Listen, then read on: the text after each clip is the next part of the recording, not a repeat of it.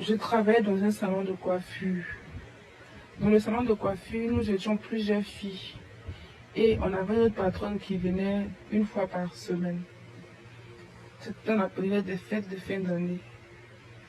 Et un dimanche, ma patronne était là. Il y a une dame qui est venue, une dame tantille qui est venue.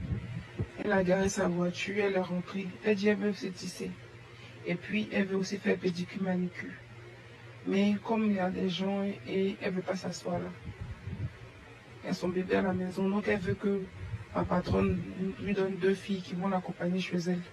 Arrivé là-bas, quand on va finir de faire les cheveux et quand on va finir de faire ses pieds, elle va nous ramener au salon de coiffure. Elle et ma patronne, elles ont discuté du prix et tout.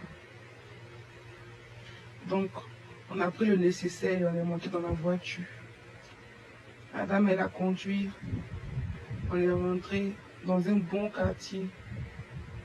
Elle roulait, on voyait de belles maisons, de belles maisons, de belles maisons, de grandes villas, tout ça. Dans un quartier de boss. Et nous sommes finalement arrivés dans une maison. Une très grande maison. On s'est installé, on a commencé à faire les cheveux de la dame. On a commencé pendant des heures et des heures. Je natte les cheveux de la femme là, ça finit pas. Je natte, je natte, je natte, je natte. Ça n'arrive pas au milieu. Je natte jusqu'à... J'étais épuisé. Ça faisait des heures et des heures. Ma collègue fait les ongles, elle fait les pieds. Elle fait. Ça finit pas, ça avance pas. On était fatigués. Et il y a une servante de la dame qui a envoyé à manger. Moi, j'ai dit, j'ai pas faim, je mange pas. Et ma collègue, elle a mangé. Elle envoie du jus. J'ai dit, je passe soif. Elle envoie de l'eau, j'ai dit, je bois pas. Après, elle envoie des chips. J'ai dit, je mange pas. C'est comme ça.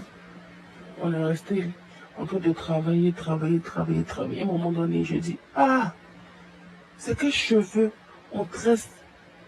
Et Dieu. Et puis ça finit pas. Quand je dis, et Dieu, la dame, elle a crié. Elle dit, ah, tu sais pas qu'on dit pas ce nom-là ici. Et puis, elle a crié, ça m'a projeté, j'ai senti une force. Ça m'a projeté. Je me suis retrouvé au bord de l'eau. Au bord de l'eau, c'est un pêcheur qui m'a retrouvé la nuit. Tardivement, un pêcheur m'a retrouvé. Après tout, on s'est rendu compte que ça faisait 3 jours qu'on avait disparu. Et ma collègue n'est pas revenue, elle est restée. Elle est restée là-bas. Jusqu'à aujourd'hui, on ne l'a plus retrouvée. Et moi, le nom de Jésus que j'ai dit m'a libéré. Voici mon histoire.